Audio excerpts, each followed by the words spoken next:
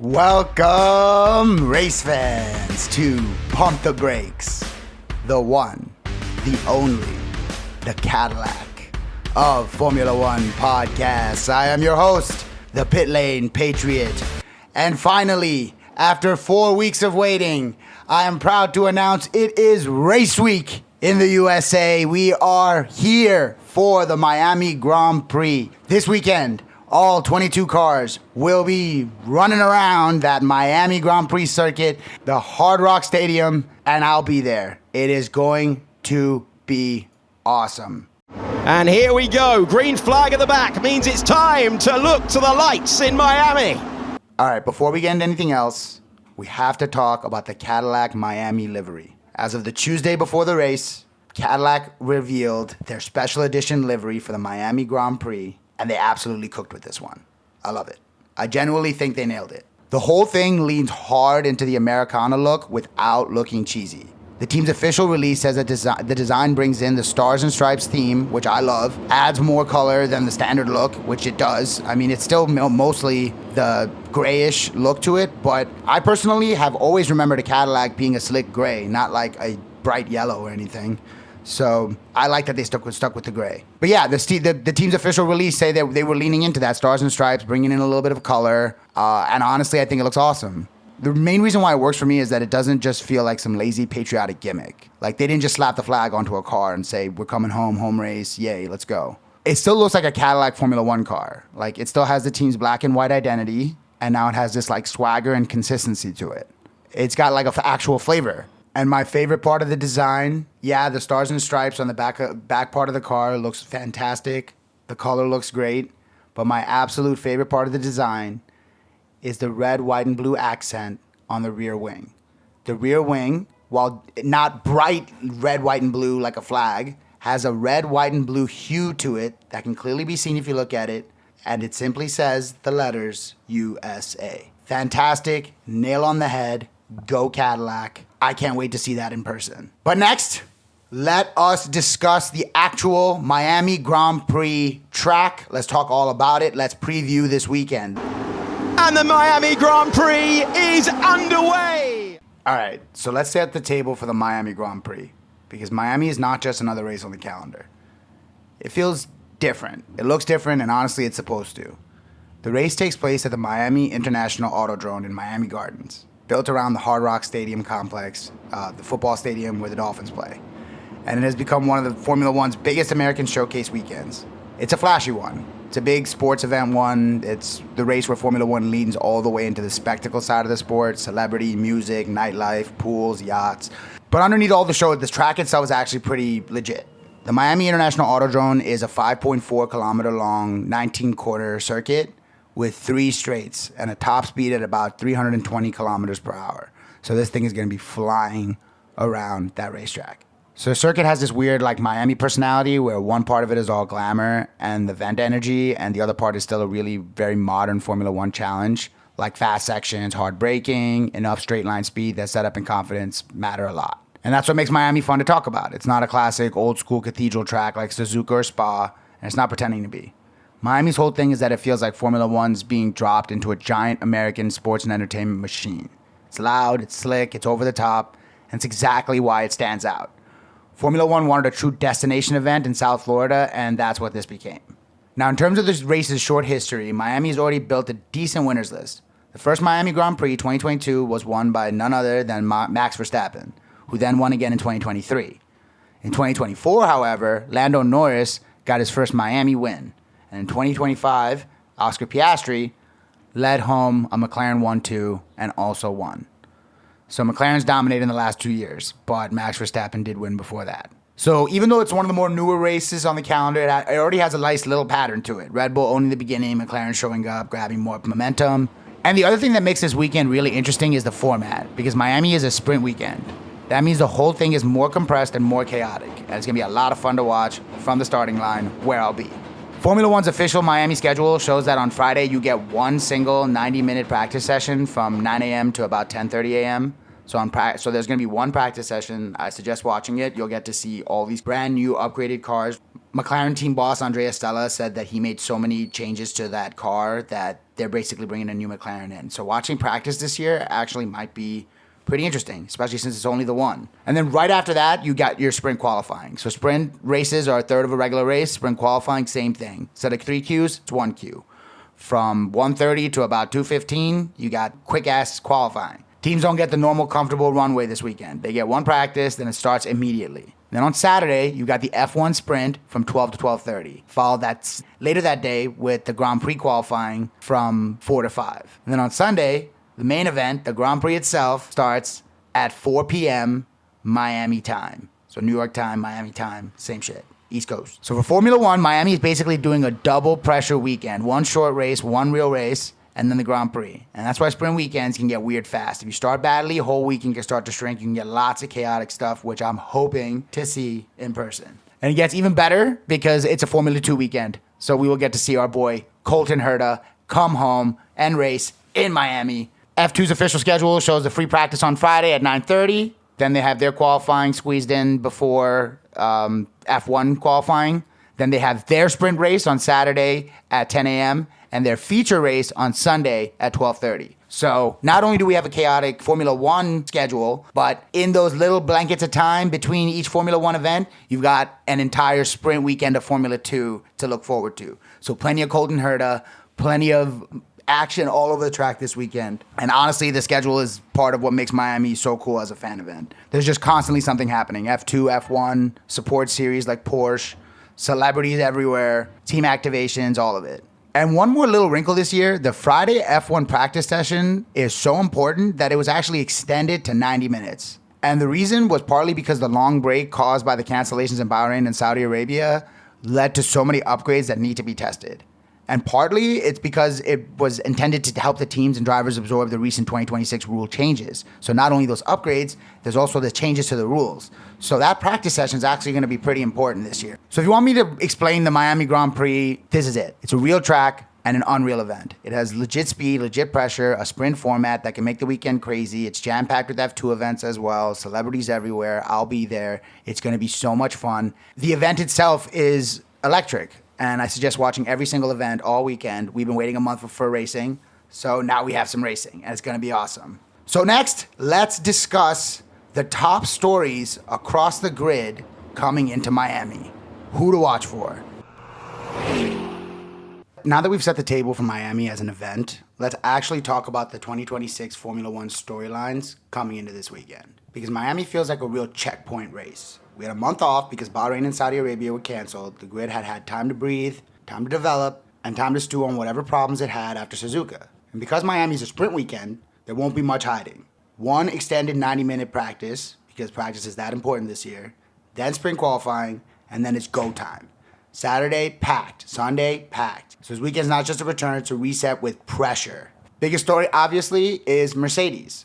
I mean, story, I don't know, but they've won all 3 Grand Prix so far, so they're at the top. Kimi Antonelli leads the championship on 72 points, George Russell right behind him. I think that's great. Kimi is awesome, but it's George who's going to ultimately win this championship. So this means that Miami is the first race after a long break where the rest of the field is trying to get answers to a very simple question. Was Mercedes just ahead because it was a good opening, or are they about to control this new era properly? Because they've done that before. Mercedes has gotten a regulation right and then just sort of ran the field for years. It's happened. That's how Lewis Hamilton won the majority of his title. And inside the Mercedes story, the most fascinating piece is still Antonelli. China made him feel like just real.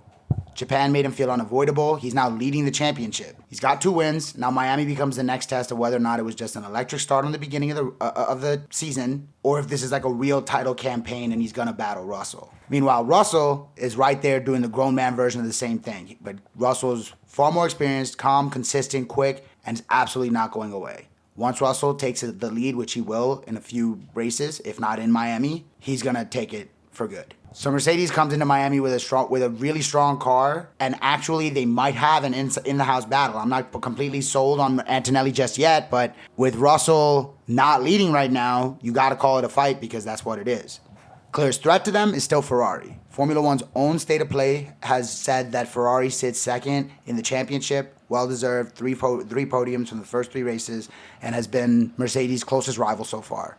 Even though they are, 45 points back, Charles Leclerc and Lewis Hamilton have both led races. They've both been on the podium, and Ferrari's start has looked excellent. The question here is whether the month off gave them enough time to attack their biggest visible weakness, and that is straight line speed. And then there's also some power unit shortcomings, but straight line speed is a focus for Ferrari because it's what they can fix immediately. So Ferrari comes into Miami with the cleanest can they turn close into dangerous storyline on the grid.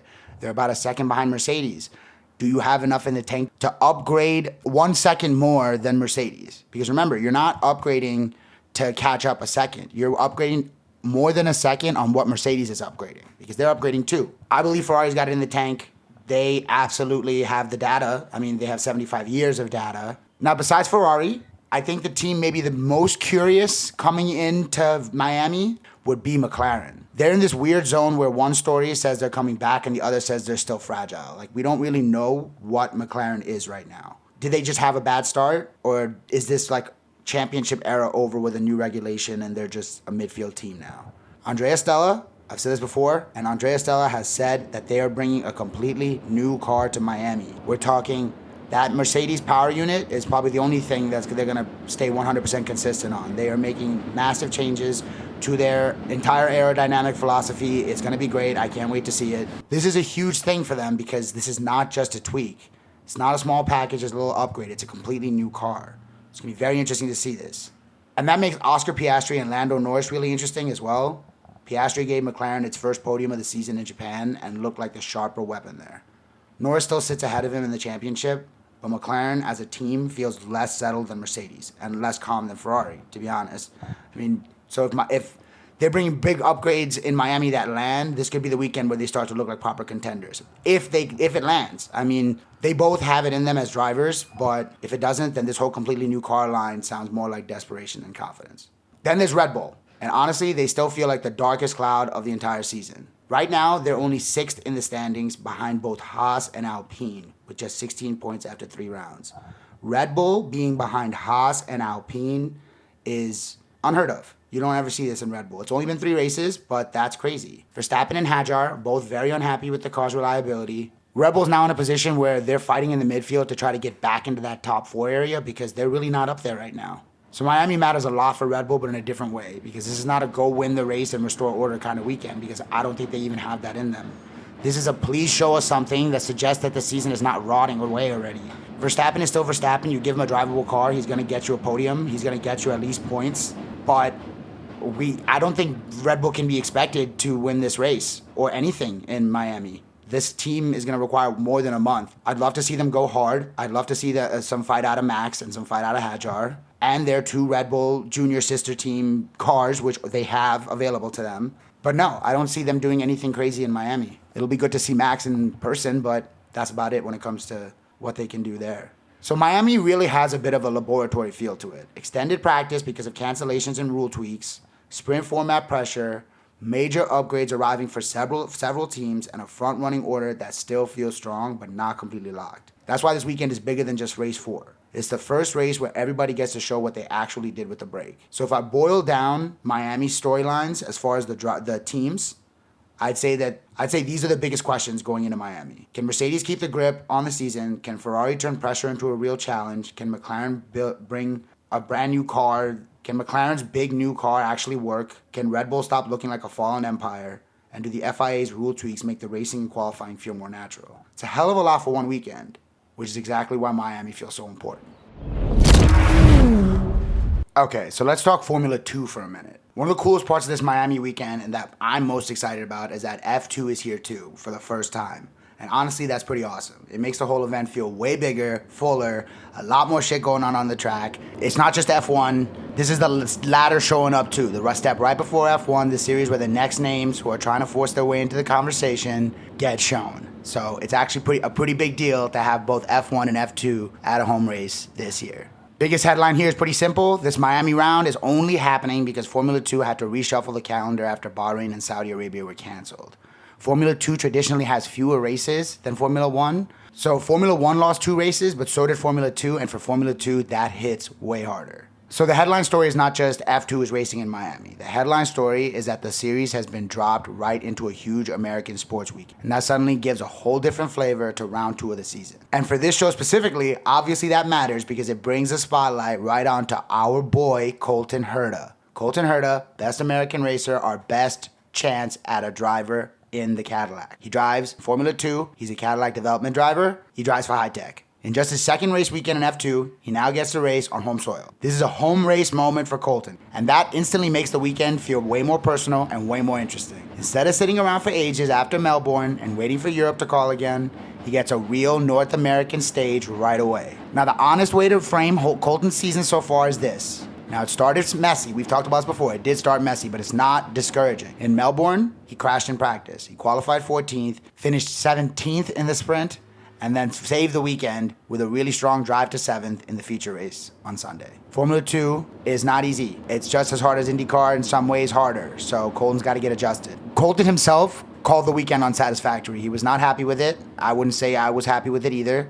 It's very important to know that he knows he's expected a lot more because there's a Cadillac seat waiting for him, and he needs to step it up. So officially, the standings have him on 6 points, sitting 10th after the opening round. So no, unfortunately, it's not some dream start where he arrived and immediately looked like a title favorite, wiping the floor in F2. But it's also not a disaster. It's one of those starts where, like, the raw story is, okay, we have work to do. And there's enough talent and there's enough there to keep this interesting. Because that Sunday pace mattered. He showed that he was able to move up the field from 14th to 7th in his first race aggressively. And that matters. He's ready to go for it. So we're going to see what he's got in Miami. So that's why Miami feels like such a useful weekend for him. Formula 2's own previews have said that Herta shows a lot of promise in the opening round. He's definitely a favorite into the points. He's got some rough around the edges, but he now gets another shot to show what he's made of on home soil in front of an American crowd, including myself. So that changes the energy of the whole thing because he's not going into Miami needing to prove his entire career in one weekend. We love him. He's our boy. He just needs to look more settled. He needs to look cleaner, and he needs to look more like he's comfortable in a Formula car